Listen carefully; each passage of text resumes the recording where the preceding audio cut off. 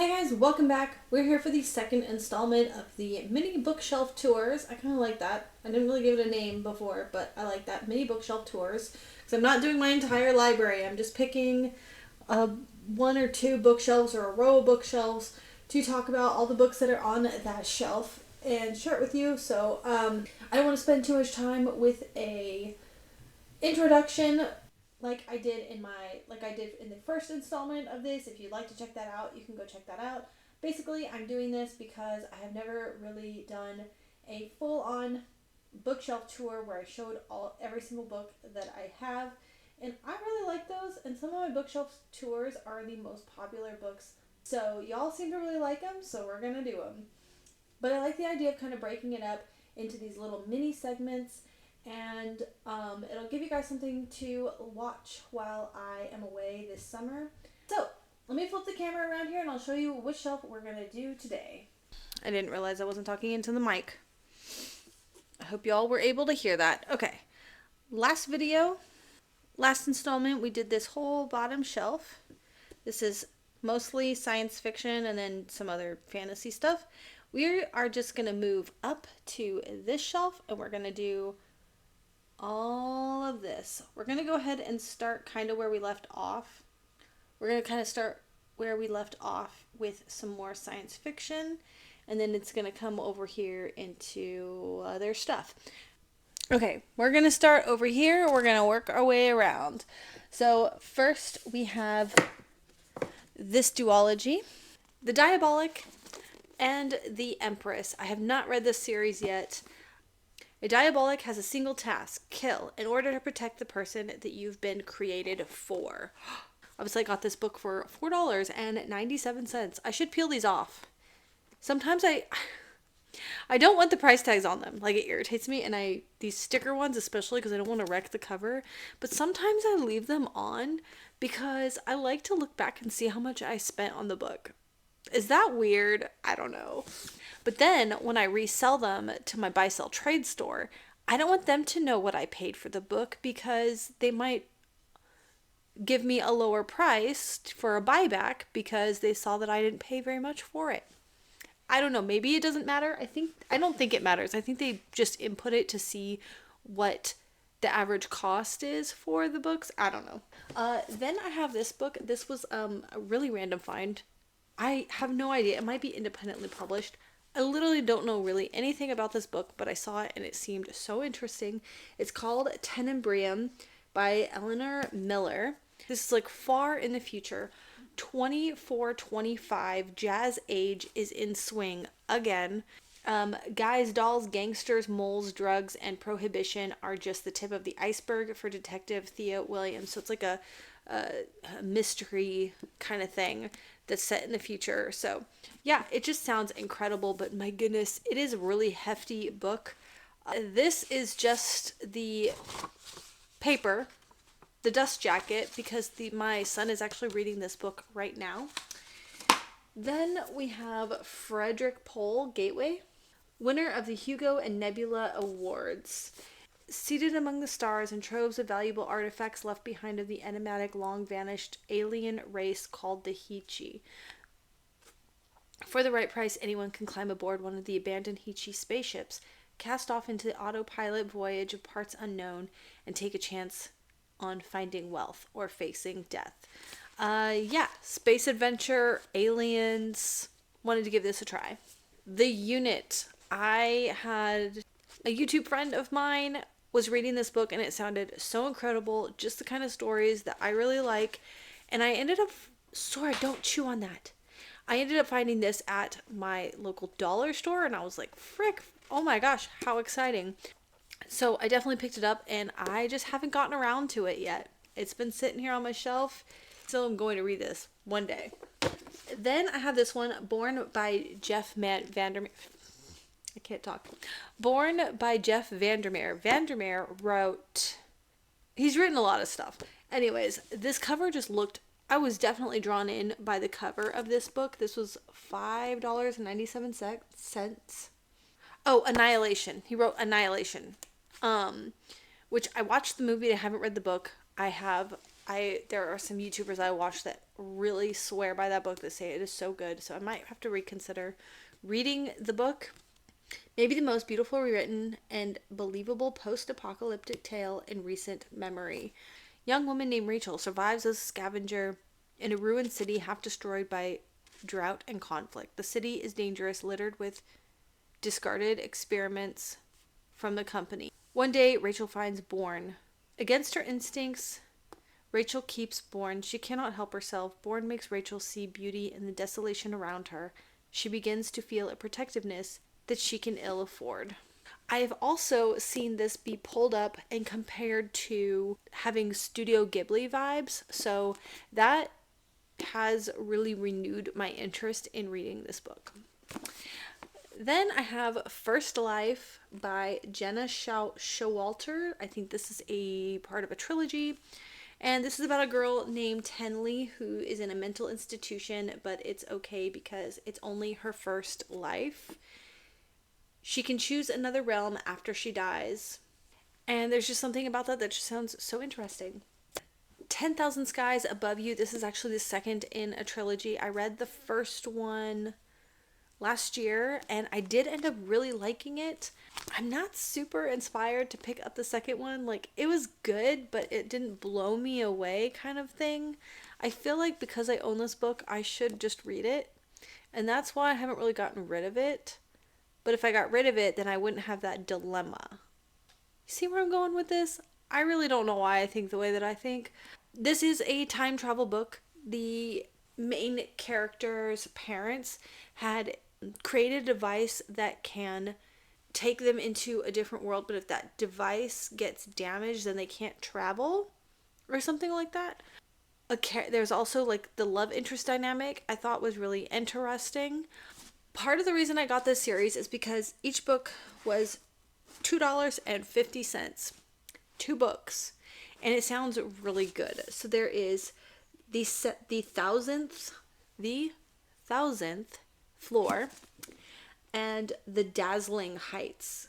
And this has to do with society, class, money. 100 years in the future, New York is a city of innovation and dreams. Everyone there wants something and everyone has something to lose. Living above everyone else on the 1,000th floor is Avery Fuller, a girl genetically designed to be perfect, the girl who seems to have it all, yet is tormented by one thing that she can never have. Amid breathtaking advancement and high-tech luxury, 5 teenagers struggle to find their place in the top of the world. But when you're this high up, there's nowhere to go but down. Then we have this one by Brian Herbert.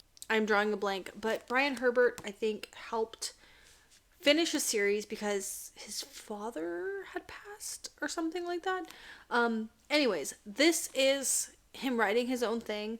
The Little Green Book of Chairman Rama. Green forming is like terraforming, making things grow and thrive in damaged and otherwise desolate lands, turning barren landscapes into wombs of life. Okay, and then we have this duology, Evermore and Everless. Which one is first? Everless comes first and then Evermore. And I read Everless. I thought it was so good. I feel like it's kind of underrated. Aaron, you going to help tonight? Yeah. Okay. Okay, so now moving down, we have this one.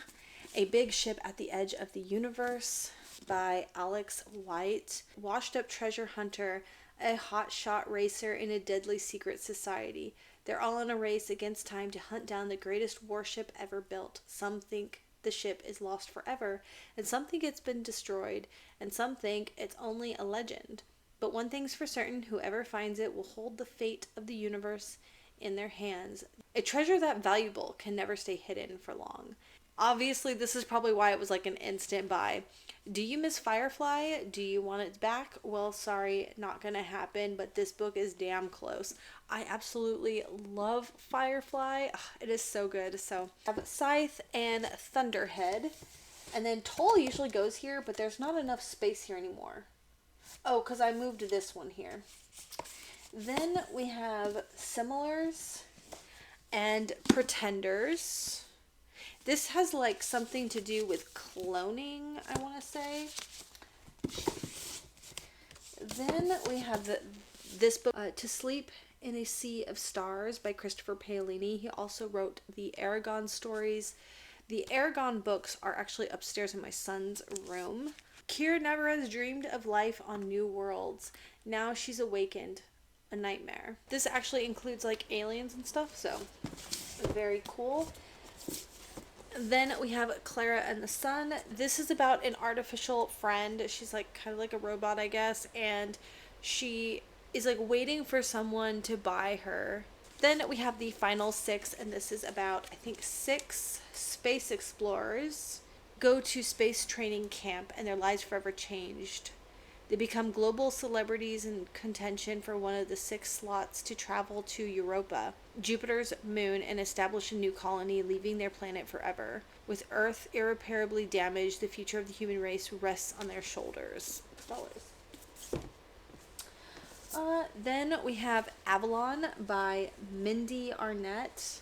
Goodness, I got this so long ago. Millions of light years and no way out. One of the various star systems that make up the Confederation. Most lie thousands of light years from first Earth. And out here, no one is free. The agencies that govern the Confederation are as corrupt as the crime bosses who patrol it.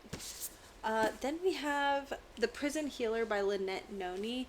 Rebellion Queen captured. Kiva is charged with keeping the terminally ill woman alive long enough for her to undergo the trial by ordeal. A series of elemental challenges against torments the air, fire, water, earth, assigned only by the most dangerous criminals. Okay, I think this is actually misplaced. This is more of a fantasy, not a science fiction, but it's gonna stay here for now. Then we have Zenith by Sasha Alsberg and Lindsay Cummings. And this book was making its rounds on BookTube. It was so popular when I first started BookTube. I had found this copy for $4. So I really wanted to read it for myself. Some people really loved it and other people said it was really bad. And this, I think, started critiquing YouTubers who write books. Whatever. Anyways, okay, Sleeping Giants. It's actually kind of a story about ancient machinery buried in the earth. Red Rising, I received this as a gift from my husband. I'd actually already read it and didn't care for it that much, but he didn't know that and gifted it to me. But I'm actually really glad that I have a copy of this because I only ever gave this book a chance on audiobook. I would definitely give it one more try by reading the physical book. I do know what to expect. It's definitely more like action-packed and stuff like that. Okay, then we have this duo book. 2 books from J. Kristoff, Lifelike and True Life, which is the 3rd book. So I got the 1st book and the 3rd book. I'm missing the 2nd book. Your body is not your own. Your mind is not your own. Your life is not your own. It seems like everybody wants a piece of Eve. There's the menacing stranger in the long black trench coat, stalking her every move. There's a fanatical gang determined to hunt her down because they think she can control machines with her mind. Alright, these 2 that were just set here, I don't think they actually go here. There is A Bone to Pick by Charlene Harris. This is an Aurora Teagan mystery. I think it is the first. Anyway, she writes a lot of like supernatural, cozy mysteries. So yeah, that doesn't really go there. And then we have the first in the series, Midnight Crossroads. This I think is kind of like a western, but with vampires. These 2 books by Tessa Elwood, Inherit the Stars and Split the Sun. And I actually read Inherit the Stars and I really, really liked it. This was one of the first books I read on my channel when I first started my channel. And I really liked it. There's a character, yes, he's kind of boring. His name is Eagle. I like how subtle he is for a love interest because he doesn't say a lot, but when he does, it's like, I'm really debating whether or not to keep these books or get rid of them. And then I have This Shattered World by Amy Kaufman and Megan Spooner. So I had this one and I read it. And I loved it so much I didn't realize it was part of a trilogy. And then I read the other 2 books and I loved them even more. They were so good. And all 3 of them together and how they all like intertwine together. But I don't have the other books and I'm trying to decide whether or not I would return to the series. I don't talk about it all that much. I do think it's kind of underrated. So let me go ahead and put all these away and we'll move on. Okay, we're moving on to this shelf. This is mostly just fantasy, high fantasy, and then I also tried to squeeze all of my steampunk on there. Steampunk is kind of weird 'cause it's kind of like science fiction in a way. I don't know. I feel like it's a genre of its own, but it is under fantasy. Okay, we're gonna go ahead and start with the books that are all stacked here in front. First, we have Blood of Elves, Book of Witcher. I think, is this the first one? I'm not sure. This one, and then we'll go ahead and tell you I have the other two that are back here, but these are just the trade paperback, and this was mass market, so they didn't really go together. That series, I'm very torn about because it's not getting, a lot of people are not liking it, especially female readers are really saying that they are so exhausted and tired of the way they represent women in the story. And I will say that I don't necessarily feel like I'm a super sensitive reader, but there have been some books that I have read that it is exhausting. Like, it is so annoying to read from. It's not even like I'm criticizing the author for thinking that way, or it's just annoying to hear. You know what I mean? Then we have Paladin's Grace. This is like a four book series, I think, but I only have the first one. I found it thrifted, so I didn't have any of the others. I've heard this is an incredible book. T. Kingfisher and I have a little bit of a complicated relationship. I've liked some of the books. I have not liked other books, but I've heard this one is really, really good. Then we have Nevernight, which is the first in a series. It's like grimdark fantasy. Ordinary Monsters by J.M. Rio. This is England, 1882, Victorian London. Two children and mysterious powers are hunted by a figure of darkness, a man made of smoke. Full of surprises, atmospheric, moves like a runway train. Nothing in this book is what you expect it to be. It couldn't be more satisfying. Charles Dickens meets Joss Whedon. You got me. This is something that probably needs to happen. This is an anticipated 5-star read, I'm pretty sure. There's these books. You know what? I might actually keep these out because I need to decide whether or not I'm going to keep these books or not. The Time Machine by Felix Pelman. I've had this book for so long. In Victorian period, characters real and imaginary come vividly to life in this whimsical triple play of intertwined plots. Sora, don't you dare. No. In which a skeptical H.G. Wells is called upon to investigate purported incidents of time travel and to save lives, and literary classics including Dracula and The Time Machine from being wiped from existence. What happens to the present if we rewrite the past? Okay, so this is like an alternate history type of story. I think if you are a fan of The Time Machine, which I started reading it and I never finished it. I don't know, sometimes it just happens, I guess. And then I have the 5th season, the trilogy, 5th season, Oblivious Gate and Stone Sky. This is another one that I'm anticipating is going to be a 5-star read. This is such a popular series, and I think that I'm really going to love it. So there is that. Now with these, I have Killer Pizza. This is considered more of a younger audience's read, like a middle grade, but I love pizza. I don't know what it is. I just had to know what this book is about. Killer Pizza You'll Die For. Toby McGill dreams of becoming a world-famous chef, but up until now, his only experience has been watching the Food Network. When Toby lands a summer job at Killer Pizza, where pies like the Monstrosity and the Franken Sausage are on the menu, things seem perfect. His coworkers, Annabelle and Strobe, are cool, and Toby loves being part of the team. But none of them is prepared for what's really going on at Killer Pizza. It's a front for a monster hunter organization. Obviously my kind of book. Alright, Sabriel is the first in a series, but then I also have this bind up, which is massively huge, but it does include the first 3 books of the series, Sabriel being one of them. And then I have this one, it's the 4th book in the series. And then I have The Blade itself. This is by Joe Abercrombie. This is the first in the First Law trilogy. This was actually gifted to me by a friend. They were getting rid of some books and they're like, hey, why don't you take your pick if you like them, because we're just going to get rid of them. And so I was like, oh my gosh, I really wanted to read this series. So thanks for that. I have that one in my possession now.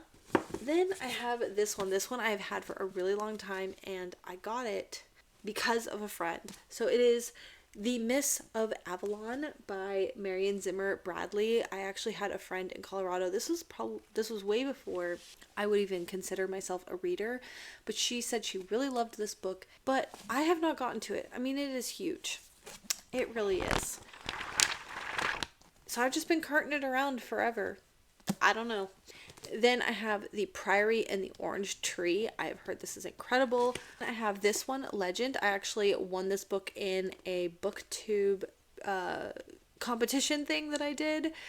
Won a book. Unfortunately, I haven't gone around to it yet. Go figure. Then I have a copy of The Hobbit by J.R.R. Tolkien, and we ended up actually having to get this because my son needed to read it for school, but I'm glad that we have it anyways because I do want to read it at some point.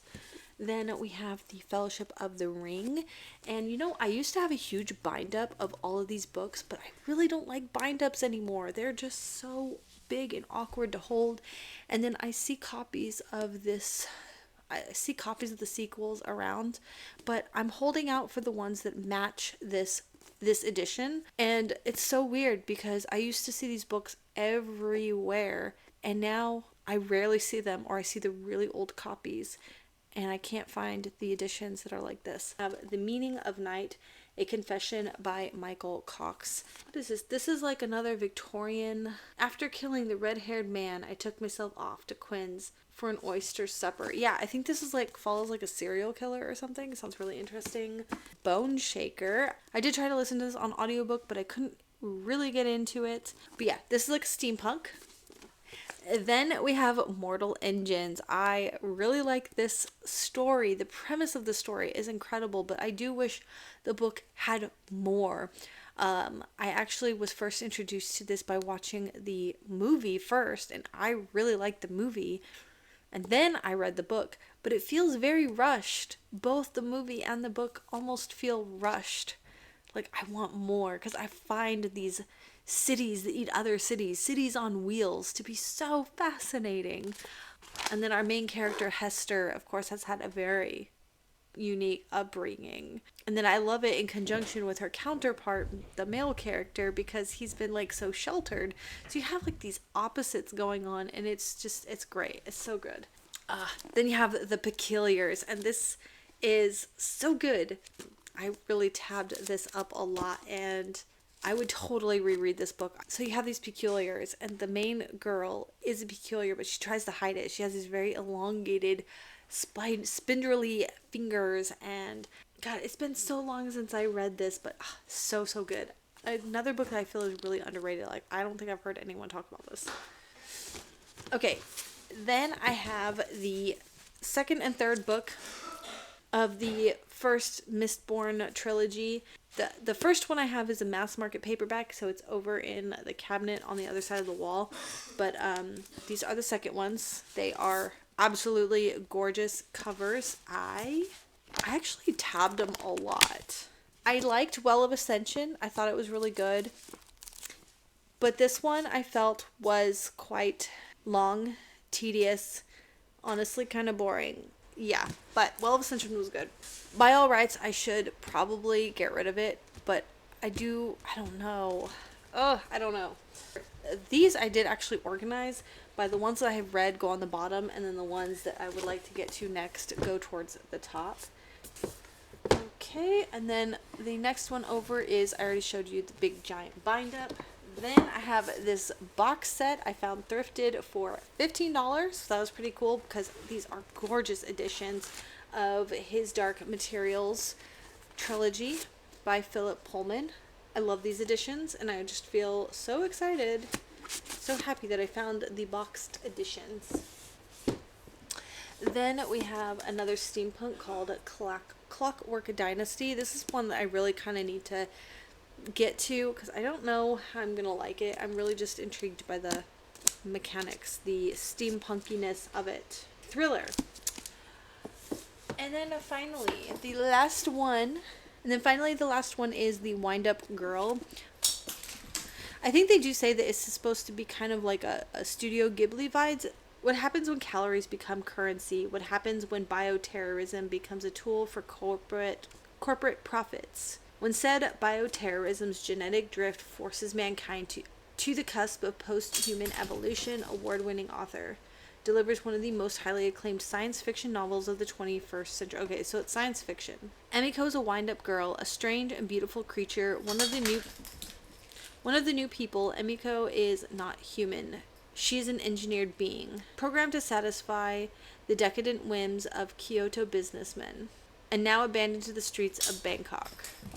Regarded as soulless beings by some, devils by others, new people are slaves, soldiers, and toys of the rich in a chilling near future in which calorie companies rule the world, an oil age is past, and side effects of bioengineering plagues run rampant across the globe. Yeah.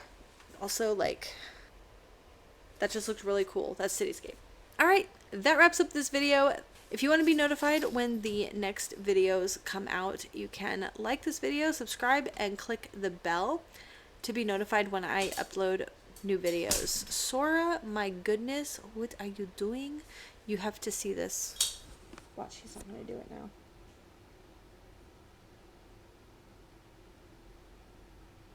Sora, come here.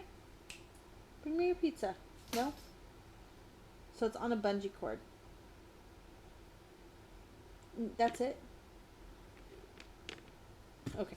Of course, now that I start filming him, he doesn't want to do it. He was pulling it all the way to, he kept dragging it like behind the computer, and then he would drop it and it would snap back. Oh no, he got his claws on my yoga mat. That really sucks. I thought I was watching him to make sure he wasn't doing that.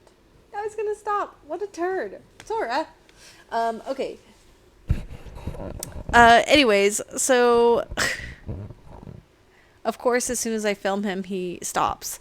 That's all he wants. He just wants attention. Oh, sweet pie. Well, anyways, thank you all so much for watching. That is the end of this segment.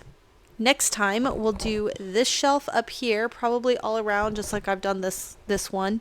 I think that's a pretty nice length of a video. And we'll see you soon. Bye.